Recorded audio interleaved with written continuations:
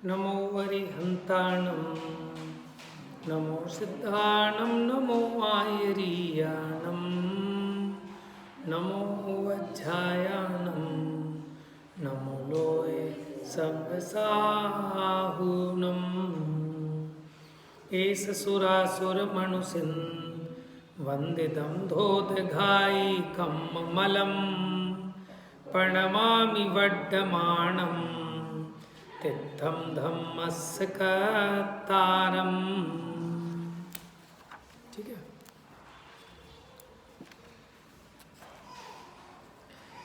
गाथा अपनी 63 नंबर की प्रारंभ हुई थी, जिसमें बात चल रही थी कि इंद्र, नरेंद्र, असुरेंद्र ये भी पंचेंद्रिय के विषयों की पीड़ा से पीड़ित हैं। कि आप कैसे कहते हो पीड़ित है? कि अगर ये पीड़ित नहीं होते तो ये 5 इंद्रिय के विषयों में छलांग क्यों लगाते, उन विषयों में क्यों रमते? जैसे कोई व्यक्ति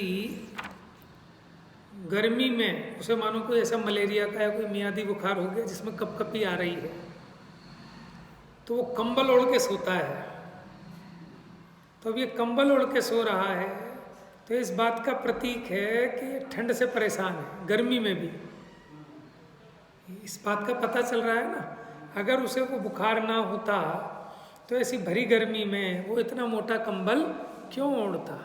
उसी प्रकार ये देव, असुर, नरेंद्र अगर विषयों की पीड़ा से पीड़ित ना होते तो फिर वो ऐसे 5 इंद्रिय के भोगों में क्यों रमते? ठीक है, ये चर्चा यहाँ चल रही है।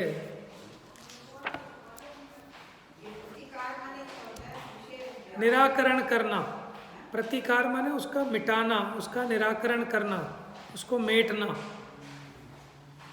चलिए गाथा पढ़ें एक बार फिर से। पेज नंबर अब तो बोल सकता हूँ सबको, 110 नंबर पेज। चलिए देखिए। मणुआसुरा मरिंदा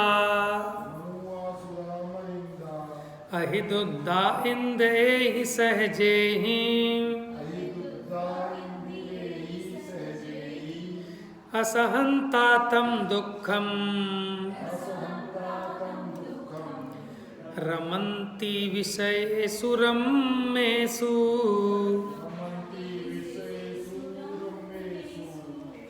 सुर असुर नरपति पीड़ित वर्ते सहज इंद्रियों वड़े नव सही सके ते दुख ते थी रम्य विषयों में।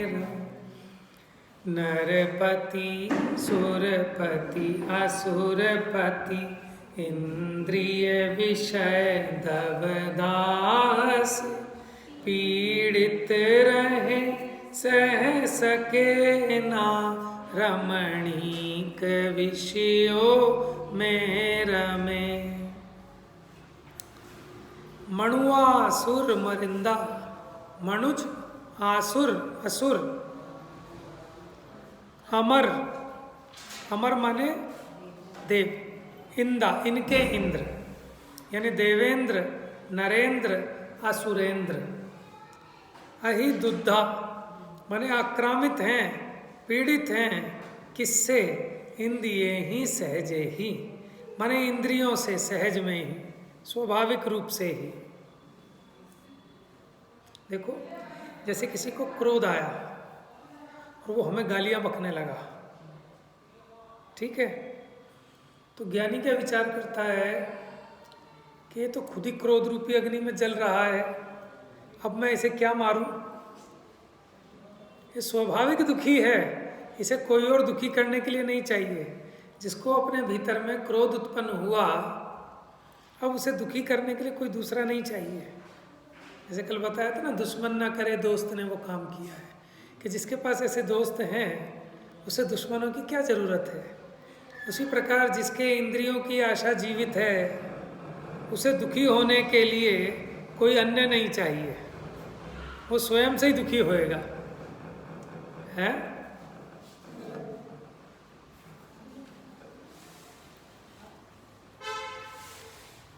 असहनता तम दुखम, और जब वो दुख असहनीय हो जाता है, सहन नहीं कर पाते, तो क्या करते हैं, रमंती विषयेषु रम्येषु, तो फिर रमणीक विषयों में रमे। अच्छा, तो वो विषय रमणीक है कि रमणीक है नहीं, लेकिन उसे रमणीक दिखते हैं।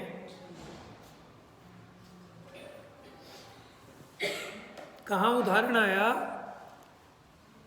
जैसे कोई आग में जल रहा है व्यक्ति, ठीक है, और कोई मान लो वो है विष्ठा का गड्ढा, तो वो उसमें डुबकी लगा देगा बचने के लिए। आप अब ये सोचो कि भाई तुमने इसमें डुबकी क्यों लगाई, ये तो बहुत गंदी चीज़ है। माने जैसे आज का सीवर समझ लो कि इसमें क्यों डुबकी लगाई, कि वो आग लग गई थी ना, उस आग की पीड़ा सही नहीं जा रही थी, इसलिए उसमें डुबकी लगाई। अब अगर ऐसा माने तो वो ज्ञानी, समझना कि उसने तो सिर्फ उसके प्रतिकार के लिए वहाँ छलांग लगाई, लेकिन उसको ज्ञान है कि विष्ठा है। लेकिन अज्ञानी को क्या लगता है कि आहा मजा आ गया। अज्ञानी ने जो आग से जल रहा था, उसने विष्ठा के गड्ढे में डुबकी लगाई और क्या मानता है कि अब मजा आया। अब अगर इसमें मजा आ रहा है तो तुझे बार बार अपने आप को आग लगानी पड़ेगी और फिर विष्ठा के गड्ढे में कूदना पड़ेगा। तो ये अज्ञानी जीवों की बात है। गेट बंद कर देना स्वाति वाला। अज्ञानी को क्या लगता है कि इन 5 इंद्रिय के विषयों में सुख है। कह रहे वो विषयों में सुख नहीं है, कि तू इतना भयंकर दुखी था तो उसके प्रतिकार के लिए वो विषय भोगना पड़ रहा है। लेकिन जिसने मान लिया कि वो इंद्रिय के विषयों में सुख है, तो अब उसको भोगने के लिए वो जबरदस्ती आग लगाएगा। भूख नहीं लगी तो भूख लगाएगा।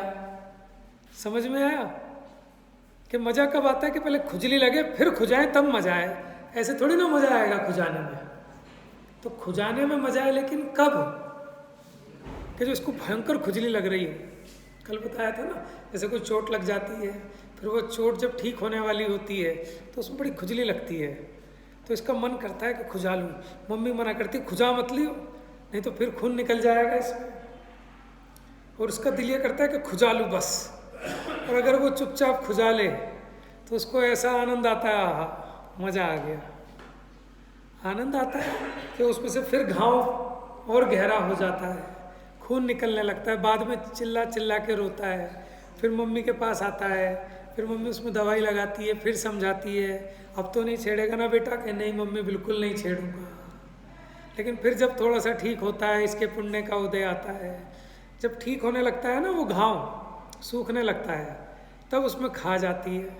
और जब खा जाती है तो इसे खुजाने में बड़ा मज़ा आता है। तो अब किसी को खुजाने में ही मज़ा आने लगा तो वो तो बार बार यही काम करेगा फिर, कि किसी तरह खुजली लगे। देखो एक चैप्टर था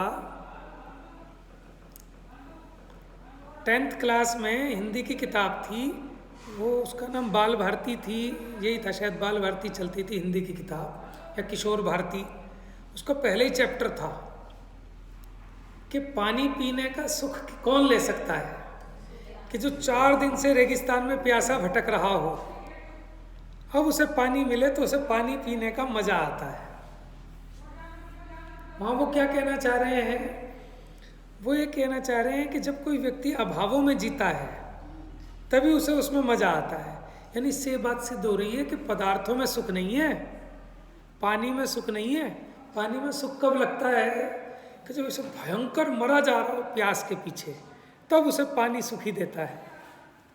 तो पानी में से सुख नहीं आ रहा। ये जो अपनी एक वेदना थी, वो वेदना कुछ क्षण भर को शांत हुई, उसमें से सुख आ रहा है। लेकिन इसको गलत फहमी क्या लग गई कि उस विषय में से सुख आ रहा है, तो वो विषय को इकट्ठा करने लगता है। देखो जैसे किसी को लड्डू खाने की इच्छा हुई कि भैया अब तो रात हो गई, अब कहाँ से लड्डू बनेंगे और कहाँ से खाएंगे। समझा बुझा दिया, अच्छा कल सुबह उठते बेटा तुम्हारे लिए लड्डू बनाएंगे और लड्डू खिलाएंगे। अब पूरी रात वो लड्डू खाता रहा सपने में, लेकिन सुबह उठते ही आ गया कि लड्डू बनाओ, लड्डू खाना है। तो वो लड्डू खाया और लड्डू खाकर वो सुखी हो गया। उसको क्या लगता है कि लड्डू खाने से सुख होता है। तो अब वो उपाय क्या करेगा कि लड्डू को जुटाने का, लड्डू को इकट्ठा करने का। अब जब उसने पहले लड्डू की एक फांक खाई तो उसे बड़ा सुख होता है। अब जब दूसरी फांक माने दूसरा उसने उसका बाइट लिया तो पहले जो उसको 100% सुख हुआ था अब वो सुख 70% आता है सिर्फ। तीसरे बाइट में 40% रह जाता है, चौथे बाइट में 10%, फिर पांचवें बाइट में बस जबरदस्ती संस्कार बस, फिर 1-2 बाइट और खा ले, ठीक है अब झूठा नहीं छोड़ना इसलिए खा ले। उसके बाद मम्मी और ले आए तो वो 0 के बाद नेगेटिव चालू हो जाएगा, माइनस में 10 डिग्री, यानी अब दुख आना चालू हो जाएगा। कहेगा मम्मी अब नहीं खाना, कि नहीं नहीं बेटा तेरे लिए तो लड्डू बनाया, खाएगा कैसे नहीं। और उसे दिखेगा भैया आफत आ गई है। तो यही समझाते हैं ना, सीमांत उपयोगिता घटती जाती है, इकोनॉमिक्स भी यही है। क्या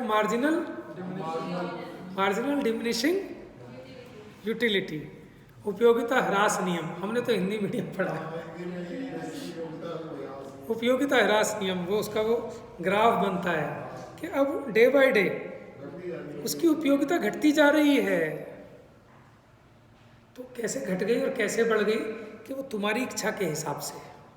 अब तुम्हारी डिमांड कम हो गई, सप्लाई उतनी की उतनी खड़ी है,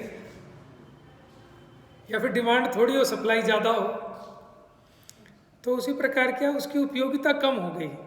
हर एक चीज़ का ये स्वरूप है। इसी को कहते हैं बेरस होए विपाक समय अरु सेवक लागे नीके। थोड़ी होती है ना, ज़्यादा आ जाए, इच्छा हुई ज़्यादा आई तो वो बेकार लगने लगती है। तो लोग कहते हैं जो मज़ा इंतजार में है वो किसी चीज़ में नहीं है। अब जैसे बच्चों की छुट्टियां पड़ती हैं ना, अब उन्हें ऐसा लगता है सैटरडे संडे, अरे परसों स्कूल खुल गए, 10 दिन की छुट्टी पड़ी फिर स्कूल खुल गए। तो मैं भी ये फील करता हूँ कि अब जैसे मंडे आता है तो एक उमंग रहती है कि अब 1 दिन चला गया, अब 2 दिन चलेगा, अब 3 दिन चलेगा, अब बस सैटरडे आने वाला है, संडे आने वाला है। और जब सैटरडे संडे आ जाता है तो टेंशन, ये तो सैटरडे ऐसे ही निकल गया, ये तो संडे भी चला गया, अरे मंडे फिर आ गया। तो फिर ये लगता है कि एक इंतजार लगा रहता है ना कि आएगा आएगा, तो इसको एक कल्पना है कि कुछ सुख आएगा। और जब वहाँ पहुँचते हैं तो दिखता है तो नीलबटे सन्नाटा है, ये तो सिर्फ कल्पना से माना था। तो क्या हुआ कि सुख तो आया है, ये बात तो पक्की है, ठीक है ना, सुख तो आया है। अब आया कहाँ से? आप कहते हो लड्डू में से आया, तो हम मान लेते हैं, चलो सपोज दैट एक लड्डू में 10 ग्राम सुख है, तो 10 लड्डुओं में कितने ग्राम सुख होगा ये बताओ। अगर एक लड्डू 10 ग्राम सुखी करता है तो 10 लड्डू कितने ग्राम सुखी करेंगे? अब गणित फेल हो जाएगा यहाँ। अब यहाँ गणित नहीं चलेगा कि 100 ग्राम सुखी होना चाहिए, तो फिर हम यहीं थोड़ी ठहरेंगे कि फिर 1000 लड्डू में 1 किलो सुखी होना चाहिए, 10 किलो सुखी होना चाहिए। लेकिन सुखी नहीं होगा, दुखी हो जाएगा। तो ठीक है, अब इससे ये बात तो सिद्ध हो गई कि लड्डू में से सुख नहीं आया। दूसरा लड्डू पुद्गल है। वो एक गाना सुना होगा ना कि अगर नशा इस शराब में होता तो सबसे पहले बोतल नाचती। अगर वो शराब में अगर नशा होता तो बोतल ने तो पूरे पी ली है ना शराब, बोतल में तो भरी है, तो पहले बोतल झूमनी चाहिए, लेकिन बोतल तो झूमती नहीं। आदमी ने पी, या आदमी क्यों झूमता है कि अभी एक रैपट मारो उसके तो सारा झूमना निकल जाता है, अभी पुलिस वाला सामने आ जाए सारी उसकी उतर जाती है, तो फिर चढ़ती कैसे है उसको। उदाहरण दिया है कहाँ, समय सार जी में ही है। एक तो वैद्य का, और ऐसे जैसे विरक्त भाव से मदिरा का सेवन करने वाला भी उसके गुण को नहीं पाता कि जो विरक्त भाव से मदिरा का सेवन करता है उसको नशा नहीं चढ़ता। हाँ, वो तो वैद्य वाला है। ऐसे एक मदिरा वाला भी है, यहाँ नहीं होगा तो कहीं और होगा।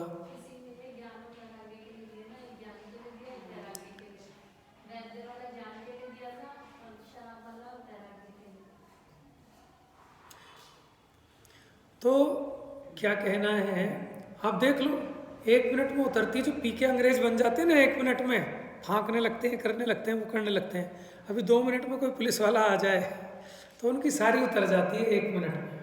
तो कहाँ से चढ़ी है नशा, कहाँ से आया वो सुख, कहाँ से आया? लड्डू में सुख नहीं है। तो अब सुनो सुख कहाँ से आया। वो अपनी जिस इच्छा से दुखी हो रहा था, इच्छा उत्पन्न हुई थी ना कि मुझे लड्डू मिले, लड्डू मिले, इस इच्छा से दुखी था। और जब वो लड्डू मिल गया तो वो जो उसकी इच्छा थी वो शांत हो गई, तो सुखी हुआ इच्छा के शांत होने से।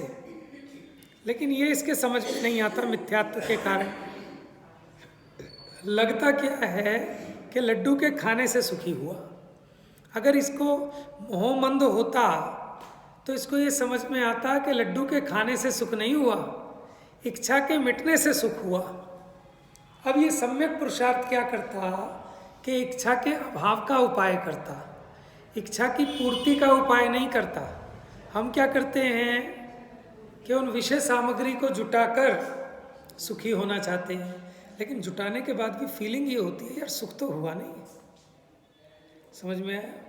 जब हमारे पास साइकिल थी, साइकिल भी नहीं थी, तब ये लगता था कि साइकिल जिस दिन मिल जाएगी माने हम भगवान बन जाएंगे जैसे हैं, माने हम बस हमसे बड़ा कोई नहीं होगा। तो एक पुरानी साइकिल मिली, बस ऐसा लगा कि पता नहीं क्या हो गया, क्या मिल गया भूतपूर्व निधि।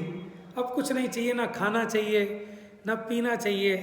माने वो फीलिंग याद करें, आज भी समझ में आती है ना कि बस साइकिल मिल जाए और कुछ नहीं चाहिए। लेके धूप में घूम रहे, थोड़े और बड़े हुए, ठीक है, अब इच्छा जगी कि किसी तरह पापा का स्कूटर मिल जाए बस। और स्कूटर मिल गया, तो पता नहीं कहाँ से वो आनंद आता था। अब कोई स्कूटर को खाया है क्या कि चलो लड्डू को तो आपने खाया, उसमें स्वाद आया, लेकिन उस स्कूटर में से सुख कहाँ से आ गया है? ऐसे आप एक एक चीज में लगाते जाना, इसका कोई एंड नहीं है। फिर अभी पुराना स्कूटर है, काश के नया स्कूटर आ जाए, तो मज़ा आ जाए। स्कूटर में मज़ा कहाँ है? बाइक आ जाए, बाइक में काम आ जाए, कार आ जाए, चाहे पुरानी धुरानी 800 ही आ जाए। समझ में आया? तो कार में बैठ के कैसा सुख खुश होता है कि अब मैं सेठ जी बन गया। कहाँ से आया वो सुख? उस कार में से आया। उस कार में से आया होता तो कुछ टाइम बाद वो बुरी नहीं लगने लगती। जिसको आप इतने चाव से, इतने प्यार से लाए थे, कपड़ा मारता रहता था साइकिल पे, स्कूटर पे, कार पे, हैं? क्यों? और वही बेदर्दी से, अरे बिके से बिके, फिर नहीं लाएंगे। तो अब नई में से सुख निकालना चाहता है। माने पूरी जिंदगी ये जीव की ऐसे ही निकल रही है। अब तो इसको समझ में आना चाहिए कि ये तो एंडलेस प्रोसेस है, हम कुछ गलत राह पर हैं। क्योंकि सुख का संबंध था इच्छा के अभाव होने से, कि पहले इच्छा लगाता है, फिर उस इच्छा को शांत करने के लिए सामग्री मिलाता है, पुण्य के उदय से मिल जाए तो रौद्र ध्यान करता है, कदाचित ना मिले तो आर्त ध्यान में झूरता रहता है, डिप्रेशन में आता रहता है, दुखी होता रहता है, अपने आप को छोटा महसूस करता है, हीन फील करता है कि हम तो गरीब आदमी हैं, भैया हम कहाँ से साइकिल लें, हम कहाँ से स्कूटर लें, हाँ भैया तुम तो फिर अमीर आदमी, हम तो गरीब आदमी हैं। तो अपने को ऐसा हीना महसूस करता है। लेकिन अब तो देख लिया ना हमने, एक एक स्टेप, कहाँ मिला सुख है? जिस चीज में कुछ क्षण पहले सुख दिखता था, कुछ क्षण बाद दुख दिखने लगता है। कह रहे तुम इतने प्यार से मांग मांग के लाए थे, शादी की थी, अब डिवोर्स क्यों कर रहे हो? समझ में आया? माने जो देखे बिना एक क्षण चैन नहीं पड़ती थी, अब उसका चेहरा नहीं देखना चाहते। ऐसा क्या हो गया कि देखो कहाँ से जीव सुख निकालना चाहता है। तो इसको ये बात समझ में आए कि दुख का कारण इच्छा है और सुख का कारण इच्छा का अभाव है। अब आप ये सोचो असली सुख क्या है कि जब इच्छा उत्पन्न ना हो वो सुख है, लेकिन वो इसको समझ में नहीं आता। अभी हमें खुजली नहीं मच रही तो सुख ही नहीं है क्या? लेकिन ये सुख इसको समझ में नहीं आता। इसको सुख कब समझ में आएगा? पहले इसमें खुजली लगाओ।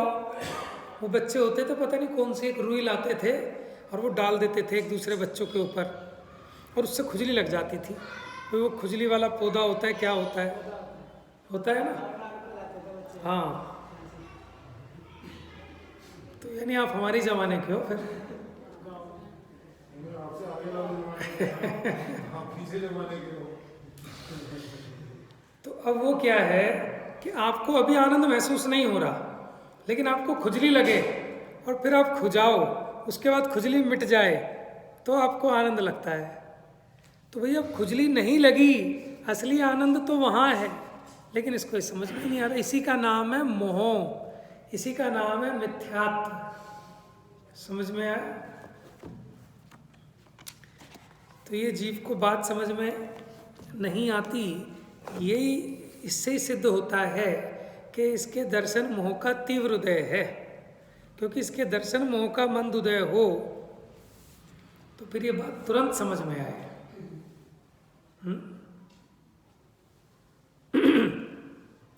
तो वो चर्चा यहाँ चल रही है। माने यहाँ तो पूरी पोल खोल कर दी आचार्य देव ने कि इंद्रिय सुख क्या है देख लो। ये है इंद्रिय सुख, जिसे तुम सुख मानते हो, जिसके पीछे माने राग, द्वेष, छल, कपट, मायाचार, लोभ, जितना सब कुछ है दुनिया में, प्रपंच, सब इसके पीछे ही तो है। सब अपने अपने परिग्रह की पूर्ति करना चाह रहे हैं। जिसको जो इच्छा लग गई वो उस इच्छा की पूर्ति के लिए सामने वाले का गला काटने तैयार है, जबकि इसको पता नहीं है कि कितना कुछ भी हासिल कर ले उससे सुख का संबंध नहीं है। वो कुछ दुकानों पे लिख के रखते हैं कि बिस्तर तो ले आओगे बढ़िया से बढ़िया, लेकिन नींद कहाँ से लाओगे? खाना तो ले आओगे, लेकिन भूख कहाँ से लाओगे? तो देखो खाने का सुख कैसे कि पहले भूख लगे फिर खाओ तो सुख आता। अरे भूख नहीं लग रही है, सुख नहीं लगता तुझे? तो फिर डॉक्टर के पास जाता है, डॉक्टर साहब पता नहीं क्या हो गया, मुझे तो 2 साल से भूख ही नहीं लगती, भूख ही नहीं लगती। अरे तो खुश हो जा, तेरे क्षुधा वेदनीय का कर्म का उदय मंद है तो भी इसको परेशानी है। डॉक्टर साहब ऐसी दवाई लिखो खुल के भूख लगे, क्योंकि खाने का मजा भी तो तभी है कि पहले भूख लगे और फिर खाएं। खाने की जरूरत क्या है जब भूख नहीं है? तो तीर्थंकर परमात्मा को कभी खाना नहीं पड़ता। क्यों? कि उनके कभी क्षुधा वेदनीय कर्म की ऐसी तीव्र उदीर्णा नहीं होती, तीव्र उदय नहीं होता, इसलिए उन्हें कभी इच्छा नहीं होती, भूख नहीं लगती। लेकिन ये दुखी हो रहा है। आज के टाइम में कहाँ किसे भूख लगती है? ये तो जबरदस्ती डालता है, और डालने के लिए फिर जगह खाली ना हो तो फिर गोली डाल के खाली करता है। समझ में आया? तो ऐसे ही ये चल रहा है, सुख की कल्पना कर रहा है लेकिन सुख आ नहीं रहा। फिर क्या करता है जीव? विषय पलटता है कि खाने में सुख नहीं है, किसमें है? कि घूमने में सुख है। कि फिर घूमने में सुख नहीं है, लोगों को खाना खिलाने में सुख है। फिर वहाँ भी सुख नहीं आया तो कोई जोड़ने में सुख मानता है, कोई छोड़ने में सुख मानता है।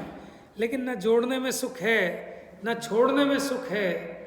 सुख का पिंड ये आत्मा, ठीक है, अनाकुलता स्वभाव का धारक, इसके स्वरूप को समझे और आकुलता से अपनी आत्मा को छुड़ा ले तो आनंद ही आनंद है।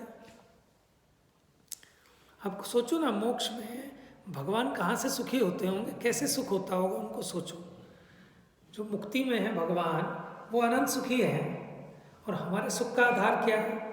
कि हमें कुछ एडवेंचर चाहिए लाइफ में, कुछ नया नया कुछ चाहिए। कुछ नहीं तो खाने में कुछ नया नया बना लो, घर के पर्दे ही चेंज कर लो, चलो कहीं घूमने चल लो, कपड़े नए पहन लो। इसको जो नया नया करके ये चाहता है कि शायद इसमें से कुछ नयापना आ जाए, सुख आ जाए। अब केवली भगवान के लिए तो कुछ भी नया नहीं है। जो कल जान रहे थे वही आज जान रहे हैं, वही कल जानेंगे। तो वो काहे से सुखी हो रहे हैं? कि भैया सुख का संबंध निराकुलता से है, वीतरागता से है। जिनको कुछ चाह नहीं है, चाह गई चिंता मिटी मनवा बेपरवाह, जिनको कुछ नहीं चाहिए वे सहन के सहा। एक भिखारी भी बैठा है, तो भले ही राजा आ जाए, वो काहे को सलाम करे? सलाम वो करे जिसे कुछ चाहिए हो। तो हमें तुमसे कुछ चाहिए ही नहीं, तो हमसे बड़ा कोई शहंशाह नहीं है। बनारसी दास जी ने लिखा था ना कि आस करे वो अकबर की जिसे कुछ चाहिए हो, माने जिसे कोई आडंबर चाहिए हो।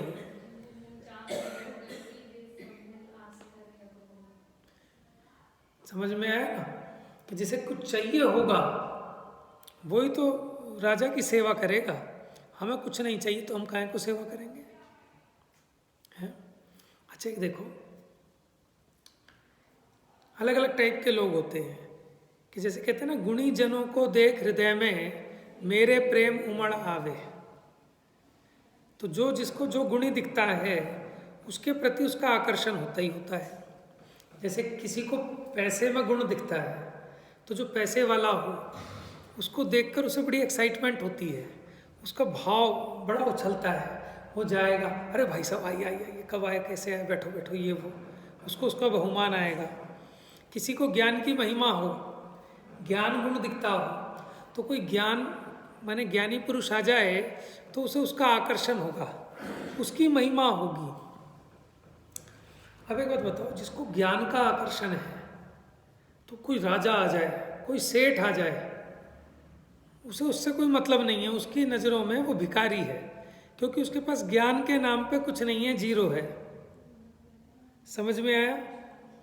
और जिसको पैसे में गुण दिखता है उसकी नज़र में ज्ञानी वो भिखारी दिखता है, उसको पैसे वाला माला माल दिखता है। समझ में आया ना? तो अपने अपने देखने का नज़रिया है। तो जिसको जहाँ सुख दिख रहा है उसको वहाँ उसके प्रति आनंद की कल्पना होती है। और जब तक ये जीव को मिथ्यात्व का तीव्र उदय है, इसको जो स्वभाव का सुख है वो तो दिखाई नहीं देता, लेकिन ये नाना प्रकार की कल्पनाएं चलती हैं, और वो भी सदा एक सी नहीं, पलटती रहती हैं। कमाने में ही सुख थोड़ी लगता है, कमाने में, फिर उसको खर्चने में। और कई लोगों को खर्चना पसंद नहीं है, उन्हें खर्चने में सुख नहीं आता, उनको कमाने में ही मजा आता है। वो भी एक नशा है। समझ में आया ना? तो सबका अपना अलग अलग तरह का है, और ये सब अज्ञान के ही प्रकार है, अविचारित रम्य है। उस दिन डॉक्टर साहब का सुनाया था ना मैंने आपको कि वो उल्टी करता था और फिर गोलगप्पे खाता था, बड़ा शौकीन था। डॉक्टर साहब के प्रवचन है, आप सुन लेना, 10 लक्षण धर्म में संयम धर्म के। तो उसमें कहा कि अब तो वो चले गए, अब तो मैं नाम भी ले सकता हूँ उनका, कि बड़े शौकीन था। खाएं कैसे, अब स्वाद तो लेना है उसका। अब वो खा लिया तो पेट भर गया, फिर करके खाली करें और फिर कहें लगा भाई 5 फिर थे। तो ऐसे ये जीव है, मीठा खाया, अब मीठे की इच्छा नहीं है तो मीठे में मज़ा नहीं आता, फिर बीच में थोड़ी सी नमकीन खाता है। अब नमकीन खा लिया ना, अब मीठे की डिमांड आती है, अब मीठा खाता है तो अब आनंद आता है। वो मीठा ही मीठा मीठा ही मीठा खाता रहे तो इसको आनंद ही नहीं आता। अच्छा आप देखो, आपने किशमिश खाई, अब उसके ऊपर आप मीठा दूध पियो, आपको मज़ा ही नहीं आता मीठे दूध में, तो क्या कहेगा, बीच में आप नमकीन खिलाओ। तो यानी सारा का सारा ये कल्पना का विषय चल रहा है, ये ऐसा पागलपन चल रहा है। और ये जीव आज अगर इस बात को समझ जाए तो अभी सुखी हो जाए। कोई करके तो दिखाओ दुखी। ये जो जीव गुलामी कर रहा है ना, जिस किसी की भी, चाहे नौकर मालिक की कर रहा है, पत्नी पति की कर रही है, या पति पत्नी की, जो कुछ भी कर रहा है, ये सब इंद्रिय विषयों के गुलाम हैं, इसलिए गुलामी कर रहे हैं। और ये इंद्रियों के विषयों की गुलामी छोड़ दें तो फिर कोई बना के दिखाए इसको गुलाम, फिर ये दिगंबर हो जाएंगे, फिर ये महाराजा हो जाएंगे। राजा नहीं, महाराजा। चलिए देखिए, तो कहते हैं मनुष्येंद्र, असुरेंद्र और सुरेंद्र। हमने टॉप पकड़ लिया, उर्दू लोक का भी टॉप, मध्य लोक का भी टॉप मोस्ट पर्सन, और अधोलोक का भी मोस्ट वीआईपी वीवीआईपी। उर्दू लोक में सुर देवता रहते हैं, उनका इंद्र पकड़ा, देव नहीं इंद्र, सुरेंद्र। असुर नहीं, असुरेंद्र। नर नहीं, नरेंद्र। और इनके भोग सबसे उत्कृष्ट होते हैं, क्योंकि जगत जिसको सुख मानता है ना, इंद्रिय सुख को, वो इंद्रिय भोग हैं और इनके उत्कृष्ट जाति के भोग होते हैं। इसलिए हमने इनको यहाँ कोट किया कि वे भी पीड़ित हैं, आप मान रहे हो कि सुखी हैं। 11वीं गाथा की टीका में आया था कि वो स्वर्ग के वैभव क्लेश को प्राप्त करता है पुण्य के फल में।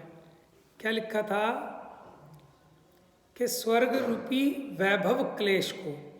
फिर एक उदाहरण दिया, जैसे पूड़ी गरम गरम कढ़ाई में डाली जाए तो वो फूलती है, समझ में है? ऐसे उस वैभव क्लेश को उस पूड़ी की उपमा दी कि विषय की चाह में तप रही है ना, अग्नि में झुलस रही है। ऐसे ये जीव विषय की चाह रूपी अग्नि में झुलस रहा है। वो उपमा दी उसको उबलती हुई पूड़ियों की कि वैसे फूल गई। बाहर वाले को क्या लगता है कि भाई वह मज़े तो इनके फूल के कुप्पा हो रहे हैं, कि उससे पूछे कोई उसकी क्या हालत हो रही है पूड़ी की। देखो आप, माने कोई इंसान होता है, उसने एक बार 2 रोटी खाई, वो पूरे दिन नितराम भूख नहीं लगती। और एक व्यक्ति ऐसा सुबह से रात तक चरता रहे, चर चर के दांत भी दर्द हो जाए बेचारे के, जैसे भैंस, वो भी पूरे दिन चरती है तो भी उसकी पूर्ति नहीं होती। तो बताओ किसके पुण्य का उदय, कि जिसे पूरे दिन चरने को मिल रहा है, कि जिसको बस 2 मिनट में खा के काम हो गया। लेकिन हमें तो उल्टा लगता है, हमें ठाठ लगते हैं वो ठाठ। तो मनुष्येंद्र, असुरेंद्र और सुरेंद्र स्वाभाविक इंद्रियों से पीड़ित वर्तते हुए, स्वाभाविक माने अपने आप ही, उन्हें और कोई दुखी, अलग से क्या दुखी करोगे उन्हें, वो खुद ही दुखी हैं अपनी इच्छाओं से। कि नारकी तो दुखी हैं, नारकी तो दिखते हैं कि एक नारकी दूसरा नारकी को काट रहा है, मार रहा है, इन्हें तो कोई दुखी नहीं कर रहा। तो फिर वही दुश्मन ना करे, दोस्त ने वो काम किया है। वहाँ उन्हें दूसरे नारकियों की जरूरत क्या है दुखी करने के लिए? उनको ऐसी इंद्रियों की इच्छा मिली हुई है, वही बहुत है उन्हें दुखी करने के लिए। आप जगत में देख लो, माने आपके 4 बच्चे हों, आजकल तो नहीं होते, एक ही होते हैं अब तो माने 2 बच्चे हों, तो 2 बच्चों को एक जैसी सारी सुविधाएं हों, लेकिन जिसकी इच्छा ज़्यादा होगी वो ज़्यादा दुखी रहेगा, जिसकी इच्छा कम होगी वो कम दुखी रहेगा। साक्षात दिखाई देता है। एक बच्चा कहे नहीं पापा टीवी नया ले लो, पापा ये नया ले लो, पापा वो नया ले लो, पापा ये कर लो वो कर लो, वो दुखी रहेगा। और एक कहे करे क्या करना है, तो सही है, तो सही क्या करना, उसे कोई दुखी करके दिखा दो। बात समझ में आ रही है? ऐसे ही अपने पे लगाना चाहिए। तो ये तो सब भ्रम का चल रहा है जाल। वो कल कहा था ना कि ऊंट के ब्याह में गधे गाएं गीत, अहो रूपम अहो रूपम अहो ध्वनि अहो ध्वनि। तो ये हालत हो रही है कि सब अज्ञानी जुड़ गए हैं एक साथ, और हम आपकी तारीफ कर दें, आप हमारी तारीफ कर दो, वह सब राजी है। अरे वाह साहब सेठ जी, क्या बात है आपकी, तो क्या कोट कितना बढ़िया पहना है। अरे साहब आप भी अमिताभ बच्चन से कम नहीं लग रहे हो। अरे हाँ ठीक है, बस बढ़िया। यही तो चाहिए जीव को, उसी में मर रहा है। तो सेम वही वाली कहानी तो हो रही है कि वो गधे ऊँट को कह रहे हैं कि तुम्हारा क्या सुंदर रूप है, और ऊँट उसको कह रहे हैं भाई तुम्हारा गला कितना सुंदर है, कितना सुंदर स्वर लगाते हो तुम, कहाँ से सीखा। तो ऐसे हम एक दूसरे की तरह, अरे साहब क्या बंगला बनाया आपने, भाई साहब बंगला तो आपने बनाया है, तो बस और क्या चाहिए है। माने हम बढ़िया से बढ़िया कपड़ा पहन के जाते हैं तो यही तो सोचते हैं ना कि बस कोई एक कह दे कि साहब ये तो बहुत बढ़िया साड़ी, बहन कहाँ से लाई है साड़ी, ये तो बहुत ही गजब की है, बस पैसा वसूल। और कदाचित कोई कह दे ये कहाँ से ले आई तो इतनी बेकार सी साड़ी, तो बस अब जिंदगी खराब। तो यानी हमारा सुखी दुखी होना सिर्फ दूसरे के अधीन हो गया, मतलब अपने को कोई मतलब नहीं है, और अपना अच्छा बुरा कुछ नहीं है, सब दूसरे के अधीन है। अगर दूसरा कह दे बहुत बढ़िया तो बढ़िया, और दूसरा कह दे बेकार तो इतने चाव से लाया हो, बहुत पैसे लगा के बढ़िया स्पेशल से स्पेशल चीज़ लेके सिलवाया हो, लेकिन एक ने भी कह दिया तो बस बेकार है, इसका मूड ऑफ है। देखो गुलाम कितना गुलाम है पर द्रव्यों का, इसका सुख दुख सब दूसरे के आश्रित है। कोई चाहे अभी 1 मिनट में सुख दुखी कर दे, अभी मेरी आके कोई तारीफ कर दे, भाई सब धन्य हैं आप तो, भाई आप तो बहुत बड़े ज्ञानी हैं, तो वह मैं हो गया सुखी। और आके कहते भैया पागल हो गए हो कि कहाँ से किसने बिठा दिया पकड़ के तुम्हें ऊपर, तो हम दुखी हो जाएंगे। तो हमारा दुख सुख वो भी दूसरे के हाथ में, कितना गुलाम बना दिया हमने अपने को दूसरे का। इसी का नाम वो है ना, या जग मंदिर में अनिवार्य अज्ञान अंधेर छयो अति भारी, श्री जिन की धुनि दीप शिखा सम जो नहीं होत प्रकाशन। ये तो समझ लो जरा जरा सा दिया जल जाता है तो कम से कम सूझ जाता है कि कहाँ गड्ढा है।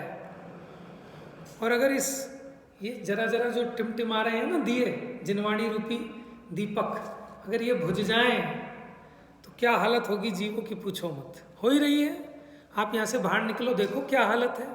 अभी हम आ रहे थे, 2 बुढ़ियाँ आपस में लड़ने को तैयार थी कि एक दूसरे का कत्ल कर देंगी, और आदमी भी इतनी गंदी गाली नहीं देते होंगे जितनी वो दोनों दे दे के लड़ रही हैं चौराहे पर। मैंने कहा अब इनके ताकत भी आ गई इन बूढ़ा बूढ़ियों के, और ऐसे जोर से चीख रही, आवाज़ में भी दम आ गया। मैंने कहा बढ़िया भाई, अब देखो कैसे माने नरक है।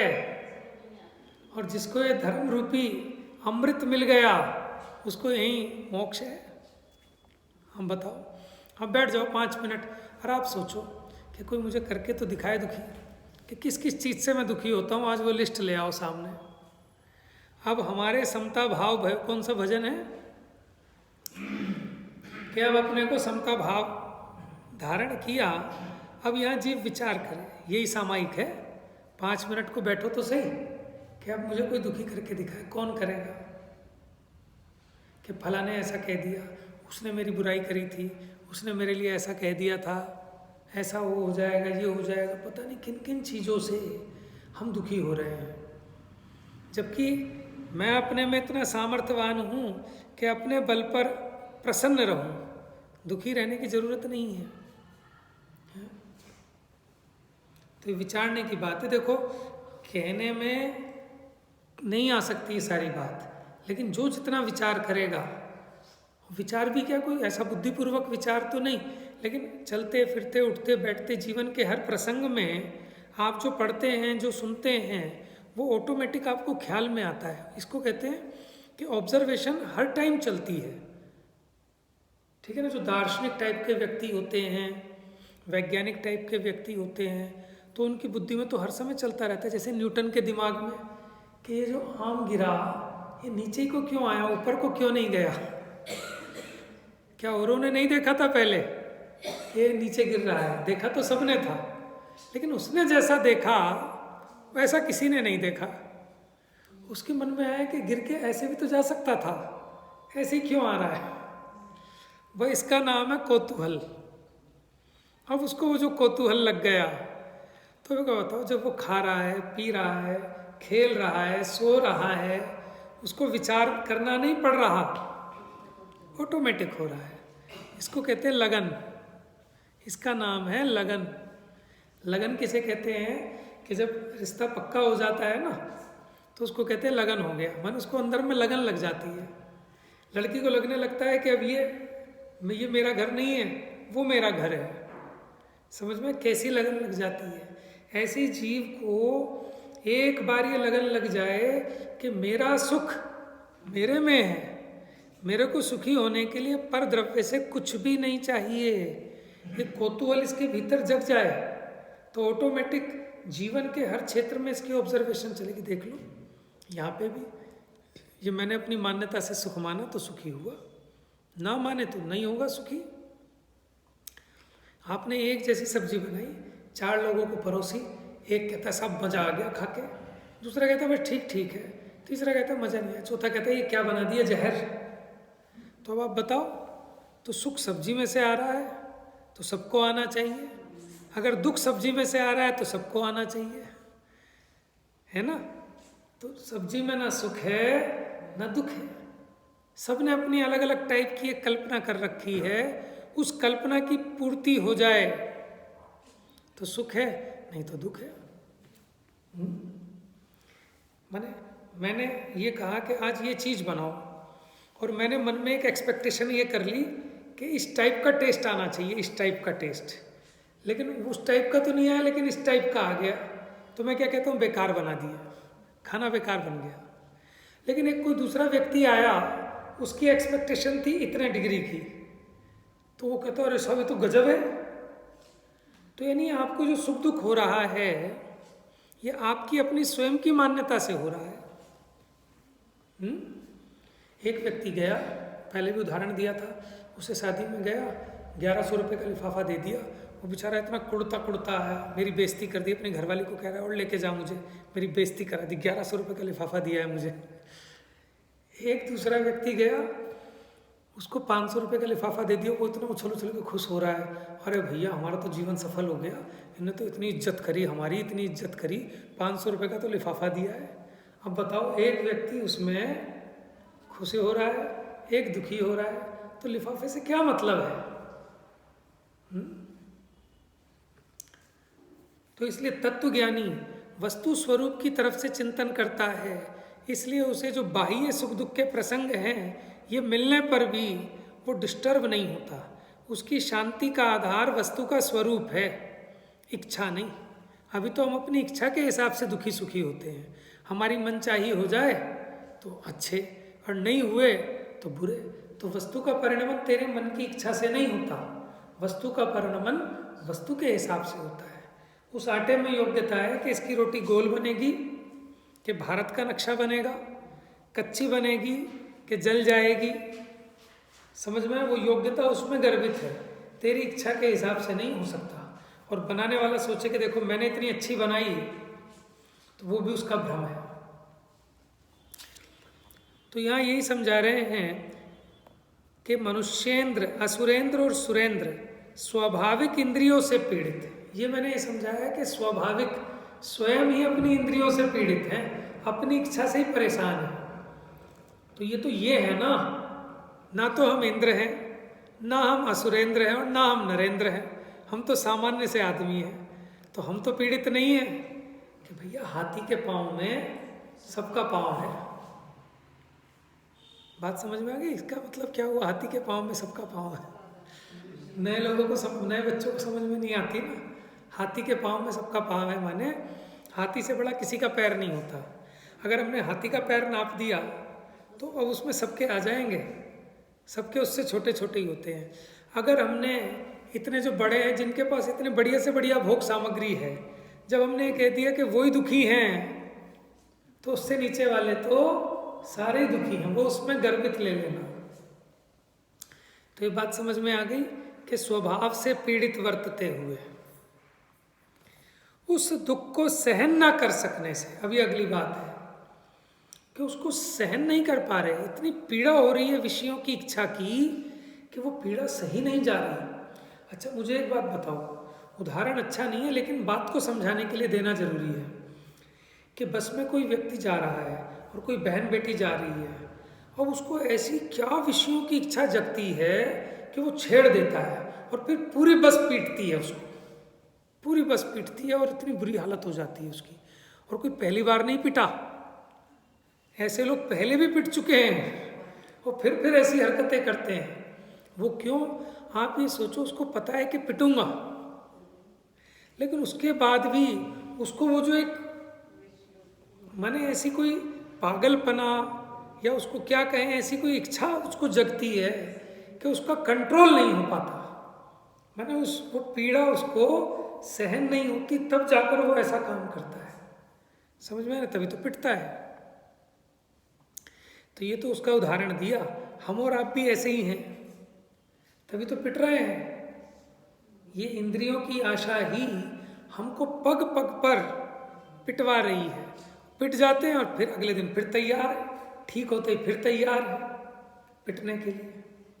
तो इसको कह रहे हैं सहन न कर सकने से रम्य विषयों में रमण करते हैं। यद्यपि वो रम्य नहीं है, रमने योग्य नहीं है, लेकिन इसको वो रमणीक दिखते हैं। जिसको आग लगी है ना, उसको वो विष्टा का गड्ढा भी रमणीक दिखता है। अच्छा, ईमानदारी की बात बताना, माने 10 दिन से पानी ना मिला हो और आपको समझ लो वहाँ इस इजराइल में पकड़ के आपको बंद कर दिया हो वहाँ रेगिस्तान में, ठीक है। अब आपको कहीं कोई एक नाला दिख जाए, नाला, ठीक है ना, तो अब बताओ इसके भावों में क्या आएगा। ये अभी कह रहे हैं क्योंकि पेट भरा हुआ है, प्यास नहीं है। गुजरात में जब भूकंप आया था तो कितने लोग 12-12, 15-15 दिन बाद निकले थे, और कईयों का इंटरव्यू भी आया था कि अपने स्वयं का वहाँ माने मलमूत्र आदि खाकर ही वो जीवित रहे। तो ये अभी हमें लग रही है घिन, लेकिन जब वो हालत होती है ना जीव की, तब उसको वो रमणीक लगने लगता है। इसी प्रकार ज्ञानियों को जो मलमूत्र जैसे गंदे लगते हैं विषय भोग, अज्ञानी को वो रम्य दिखाई देते हैं, रमने लायक दिखाई देते हैं। और ज्ञानियों को कैसे दिखाई देते हैं? मलमूत्र जैसे। इसीलिए विष्ठा के गड्ढे का उदाहरण दिया ना, हमें तो हैं छी छी छी छी लगेगा, लेकिन जो आग में जल रहा है उसको लगता है आह मजा आ गया। शेष चर्चा कर। जा वाणी के ज्ञान से सूझे लोग